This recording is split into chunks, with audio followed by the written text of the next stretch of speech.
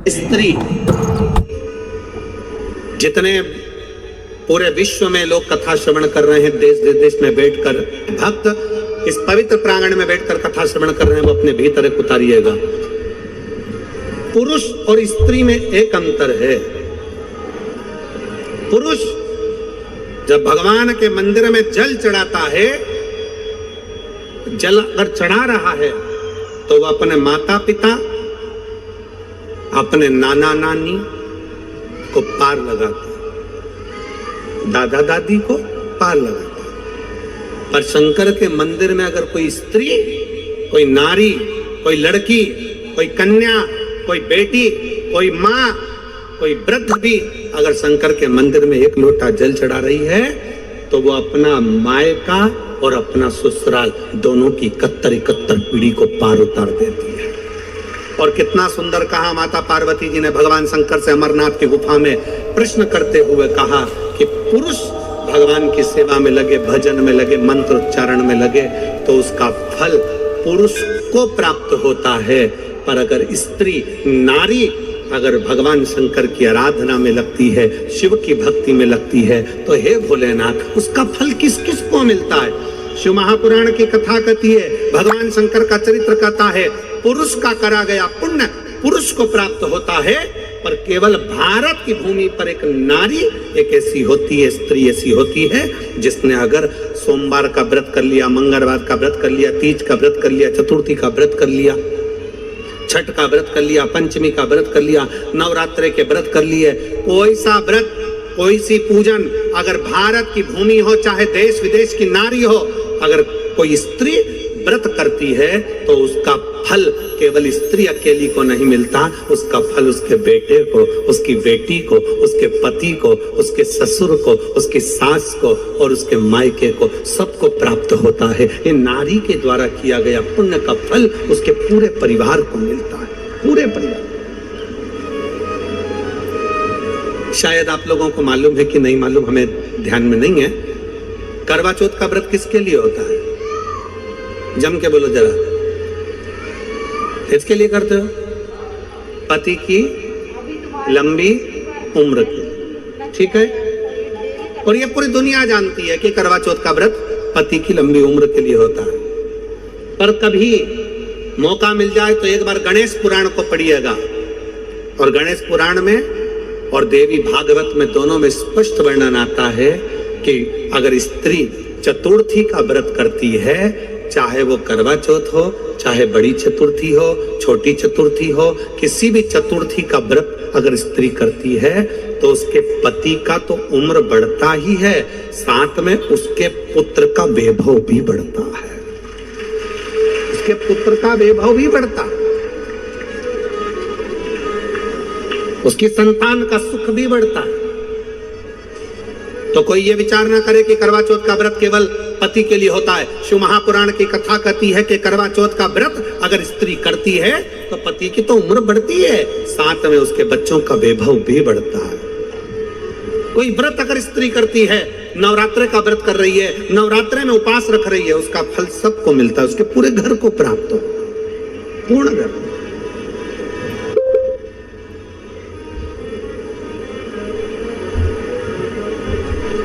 शिव तत्व, शंकर की अविरल भक्ति, शिव की उपासना,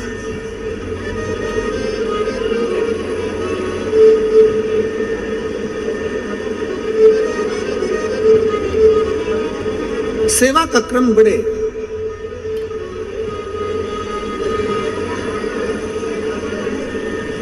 मंत्री से ज्यादा मंत्र पर भरोसा रखो,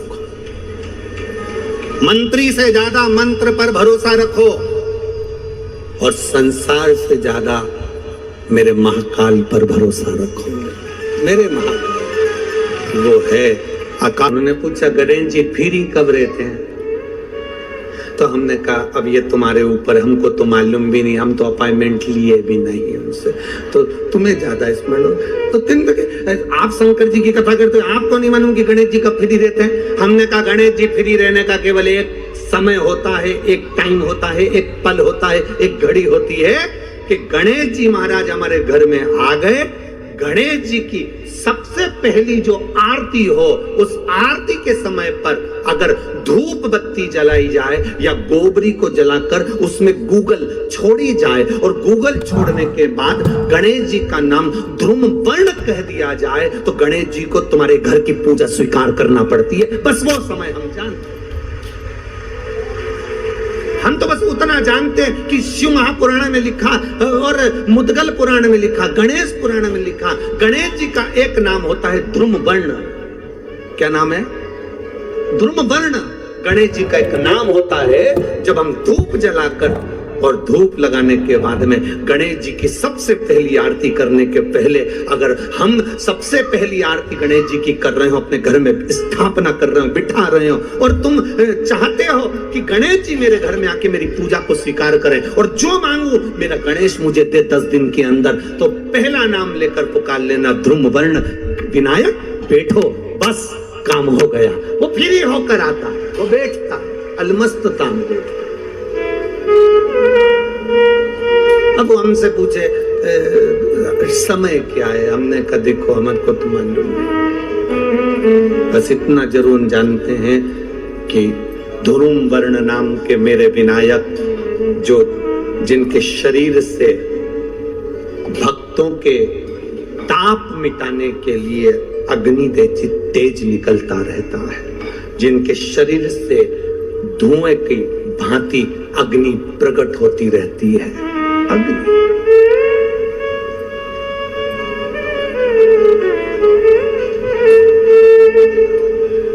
हम तो उनको पहचानते हैं जो दुनिया के ताप मिटाने के लिए प्रकटा। उनके शरीर से अग्नि धुआं तेज पुंज प्रकट हुआ। वो ध्रुम वर्ण विनायक साधारण, उसका केवल नाम उच्चारण कर कर भी अगर विराजित किया जाए, वो आया स्वीकार करेगा। 10 आप अभी तक बिठा लेते थे सिद्धि विनायक आओ, मयूरेश्वर आओ, भगवान को बल्लेश्वर पधारो, आपने बुलाया, आया वो, बैठा वो, ऐसा नहीं कि नहीं बैठा, पर हमें समय का भान नहीं हो पाया। हम किस समय पर भगवान को रिझाएं?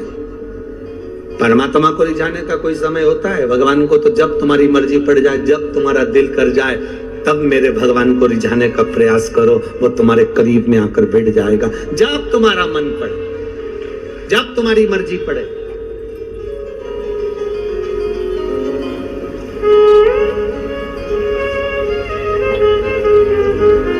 चतुर्थी का व्रत करने वाली जो माताएं होती हैं, जो चतुर्थी का व्रत करती हैं, आज भी चतुर्थी मान्य हो रही होगी, तो चतुर्थी का जो व्रत करने वाली होती हैं, जो चतुर्थी का पूजन करने वाली होती हैं, उनके भीतर का एक भाव होता है कि जैसे ही शाम का समय आए चंद्रदेव का पूजन करें। चंद्र जब प्रकट हो जाए, कलश भर लिया, उसके नीचे आखा दाना रख दिया, चावल गेहूं जो भी आप रखते हो पूजन के लिए, ऊपर पात्र आदि रख दिया, जलाशय, फिर अपन ने घी का दिया लगाकर पूजन भी कर ली। तो जो चतुर्थी का पूजन करने वाली होती है, जो चतुर्थी का नियम व्रत धारण करने वाली होती है, बड़ी बड़ी चतुर्थियां करती हैं या उसका नियम धारण करती हैं, तो चतुर्थी का जो पूजन करती है वो किस चीज के लिए होता है? केवल संतान, पुत्र, परिवार, हमारा कुटुंब, हम जिस कुल में है, हमारा कुल वैभव की ओर बढ़े, संपदा की ओर बढ़े और उसकी आयु बढ़े, उसकी आयु बढ़े, वैभव बढ़े। बहुत ध्यान दीजिएगा महाराज, चतुर्थी की पूजन में जो आप आखा दाना रखते हो, गेहूं वगैरह कुछ भी जो भी रखते हो, उसकी बड़ी महत्वता होती है महाराज।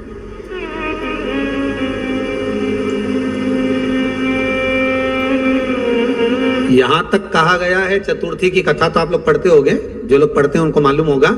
चतुर्थी की कथा में लिखा है,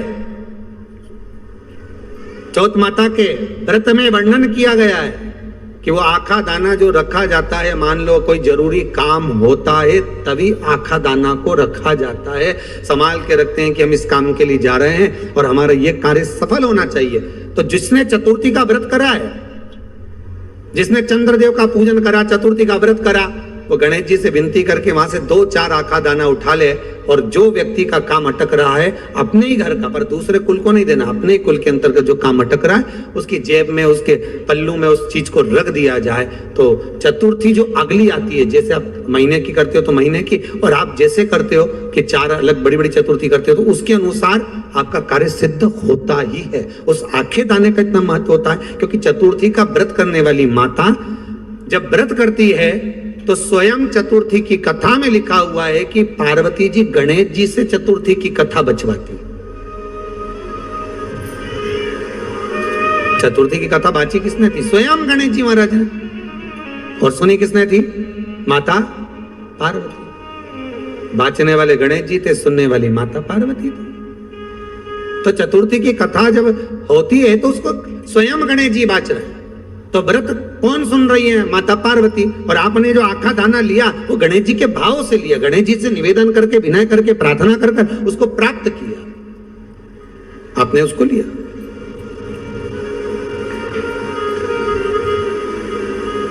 फल प्रदान कर देता है, कार्य की सिद्धता देता है। और एक और चीज ध्यान रखिएगा,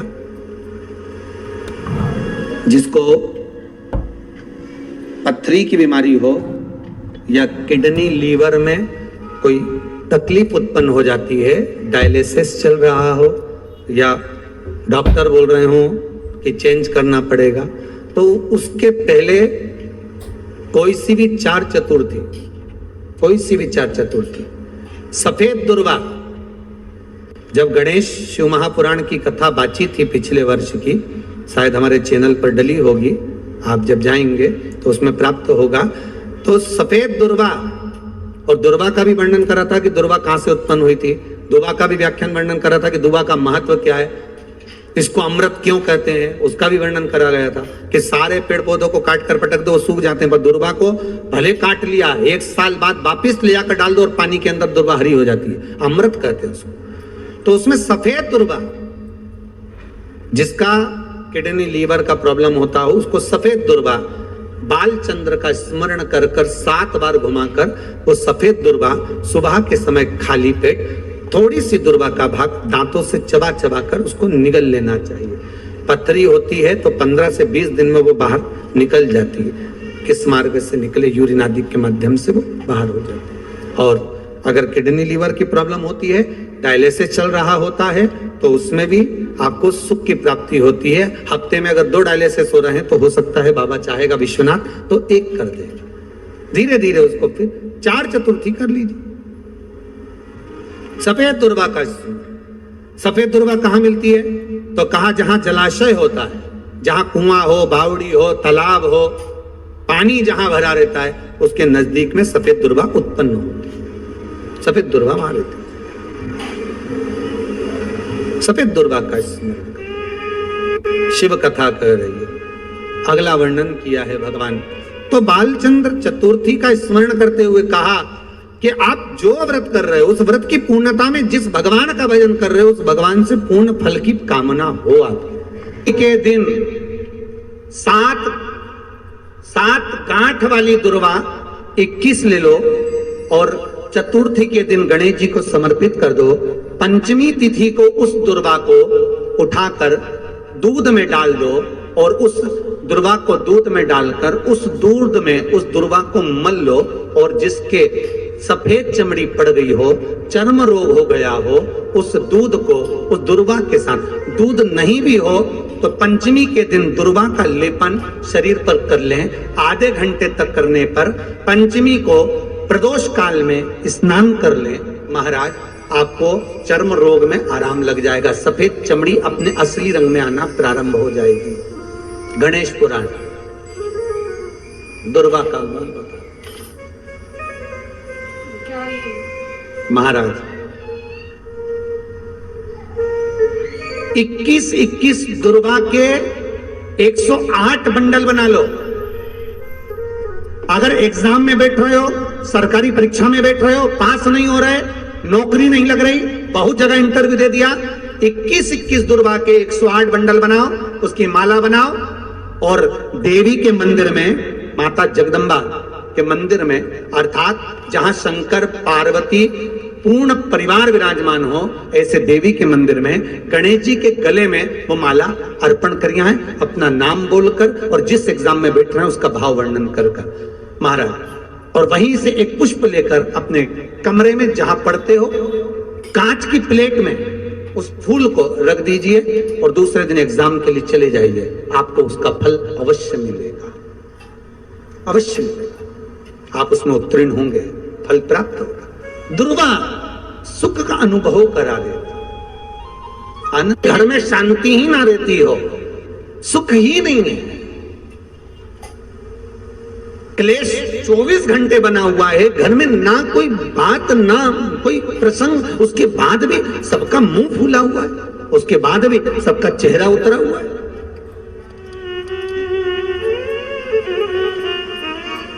जिस घर में सुख और शांति ये दोनों चीजें नहीं हैं, वो निवेदन है लाल वस्त्र में लाल फूल रखकर उसमें थोड़ा धना, धना जानते हो वो खड़ा धना आता है, धना पाउडर नहीं, धना हरा धना, और 5 गोल सुपारी, जो गोल सुपारी होती है पूजन वाली सुपारी, 5 पूजन वाली सुपारी, 5 बेलपत्र इस लाल वस्त्र में रखकर घर के मध्य भाग में पूरे घर का केंद्र बिंदु मिला लो, पूरे घर का नाभि कोण मिला लो, पूरे घर का नाभि स्थल मध्य स्थल मिलाकर वहां पटे पर रखकर कुंकू चावल से पूजन कर कर उस पर 3 बार पानी को फेर कर भगवान श्री गणेश जी महाराज के मंदिर में बिना बोले जो रखकर आ जाता है, उसके घर में कभी क्लेश नहीं होता, सुख और शांति ये दोनों प्रवेश कर जाती है। भगवान शंकर का शिवलिंग बेलपत्री के पेड़ के नीचे बनाना, साथ में गोबर के विनायक बनाना, गोबर का गणेश,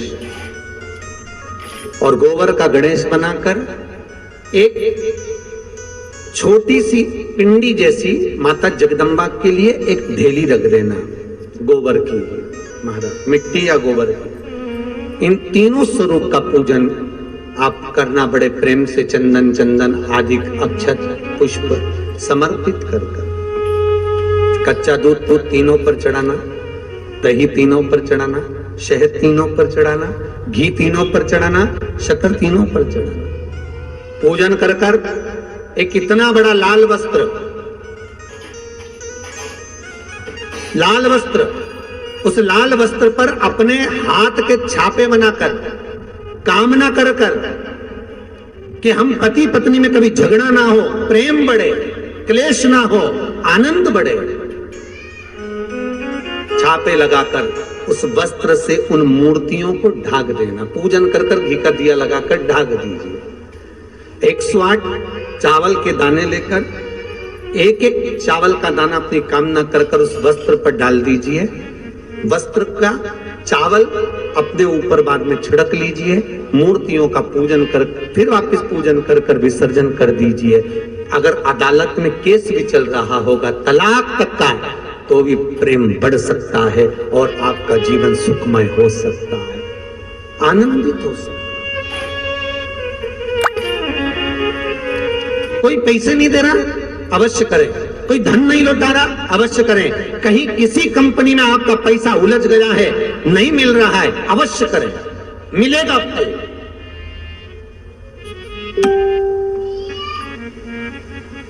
लाखों रुपए डूब रहे हैं, एक बार करने में क्या जाता है, निकल आएगा पैसा, काम ना कर कर प्रियता है दुर्वा। क्या प्रियता है? दुर्वा। कितनी दुर्वा गणेश जी को समर्पित करी जाती है? मात्र 5। कितनी? आज के जमाने में लोग गट्ठा बनाकर चढ़ा दे, वो अपनी जगह पर 5 दुर्वा पंचम इंद्रियों को वश में करने के लिए और भगवान के 5 जो स्वरूप हैं उनको अपने भीतर उतारने के लिए पंच दुर्वा। और दुर्वा में भी 3 गांठ। जब दुर्वा समर्पित करी जाती है तो उसमें नीचे दुर्वा की डंडी पर गांठ रहती है, 3 छोटी छोटी गांठें होना चाहिए। कितनी गांठ? जो भगवान को समर्पित करी जाती है। गणेश जी का जो दांत टूटा है उस दांत की ओर गणेश जी को दुर्वा समर्पित करी जाती है। इसलिए हमारे करा करो। अगर घर में संपदा लक्ष्मी नहीं आ रही हो, व्यापार व्यवसाय नहीं चल रहा हो, नौकरी सर्विस नहीं मिल रही हो, बहुत तकलीफ हो, 7 बेलपत्री केसर को घिसकर चंदन बनाकर बेलपत्री पर बीच वाली पत्ती पर ओम लिखना है। दोनों पत्तियों पर भी एक आद्य शक्ति जगदम्बा के नाम की केसर की बिंदी लगाना है, दूसरे में श्री गणेश रिद्धि सिद्धि के नाम की बिंदी लगाना है। शिव जी पर समर्पित करते जाना, शंकर को चढ़ाते जाना।